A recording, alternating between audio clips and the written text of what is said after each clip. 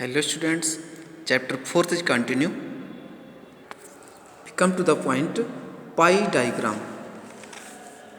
What is the pie diagram? A pie diagram is also a component diagram.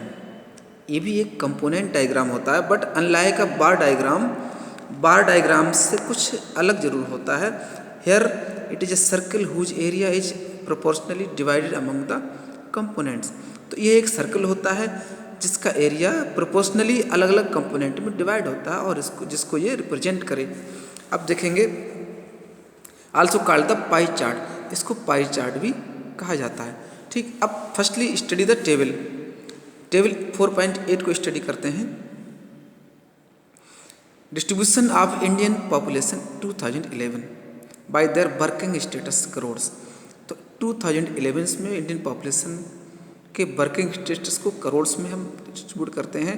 तो marginal worker 12 है, main worker non workers. Population 102 crore में है, percentage count किया गया है, लेकिन एंगुलर कंपोनेंट भी इसमें देखा जाता है. तो 12 करोड़ पॉपुलेशन कितने एंगुलर कंपोनेंट में आएगी? 36 में आएगी. 36 करोड़ 107 में है, 73 217. तो 360 जो इसका सरकमफेरेंस होता है एंगल्स का, वो टोटल में आता है. ठीक, अब इस डिटेल को हमने पाई डायग्राम में प्रेजेंट किया है.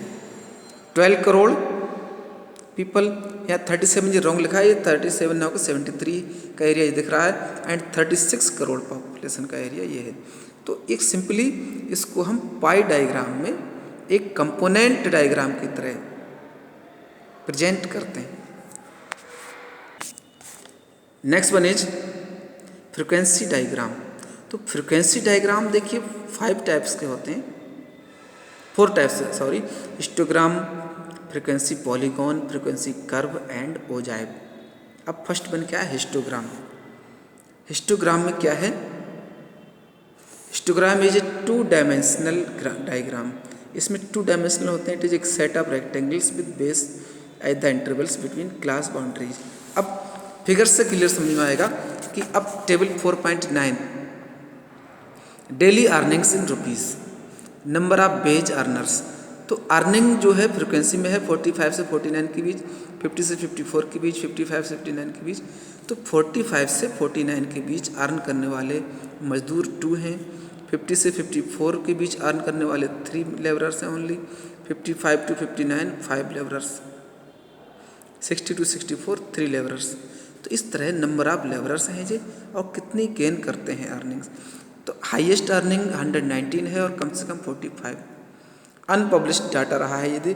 अब इसको हम हिस्टोग्राम में शो करेंगे. सिंस हिस्टोग्राम्स आर रेक्टेंगल्स, तो हिस्टोग्राम एक रेक्टेंगल होते हैं इसमें इस तरह. अब देखते हैं कि इसको हिस्टोग्राम में शो किया गया है. Histogram for distribution of 85 daily wage earners in locality of town. तो किसी भी टाउन के एक मोहल्ले के 85 मजदूरों का data. Number of wage earners यहाँ पर दिए हैं 0 से लेकर 14 तक, क्योंकि बेज अर्नर्स यहाँ हाईएस्ट क्या 13 दिया है, इसलिए 14 तक लिए गए यहाँ पर. यहाँ 0 से लेकर के 119.5 तक का डाटा है.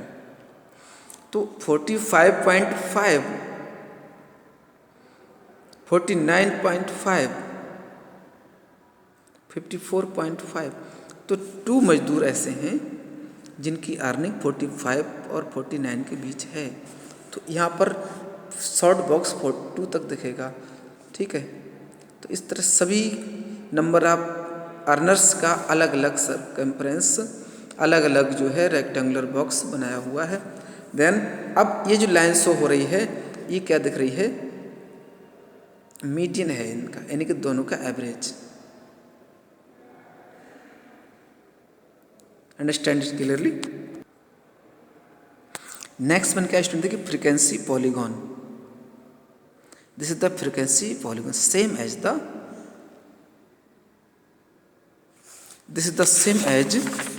The histogram. तो हिस्टोग्राम का ही सेम फॉर्मेट ये है. डिफरेंस सिर्फ इतना है, इसमें मिडिल पॉइंट लेकर के एक कर्व जोड़ा गया है. Daily badges continuous classes after conversion तो डेली वेजेस का रेशियो सेम बना हुआ है और नंबर ऑफ वेज अर्नर्स भी वही हैं, केवल मिडिल पॉइंट लिया जा गया है और जिससे ये कर्व की सिचुएशन चेंज होती गई है। अब अगर इसमें से हम इन रेक्टेंगल्स को अगर हटा देते हैं तो क्या आएगा, केवल कर्व रह जाएगा। तो उस जो रह जाएगा कर्व उसे फ्रीक्वेंसी कर्व कहेंगे हम। जैसा कि इसमें शो किया जा रहा है, ये फ्रीक्वेंसी कर्व बनाया गया है सेम इसी डाटा को लेकर के, known as the frequency curve. Frequency curve क्या है, obtained by drawing a smooth free hand curve passing through points of the frequency polygon is closely as possible. तो फ्रीक्वेंसी पॉलीगन जितना ही पॉसिबल हो फ्रीक्वेंसी कर्व सीधे draw कर दिया जाता है इन्हीं पॉइंट के हिसाब से। ठीक है, तो इजीली आप इसे बना सकते हैं, कोई भी डिफिकल्ट नहीं है। नेक्स्ट वीडियो में जानेंगे ओजेब क्या होता है।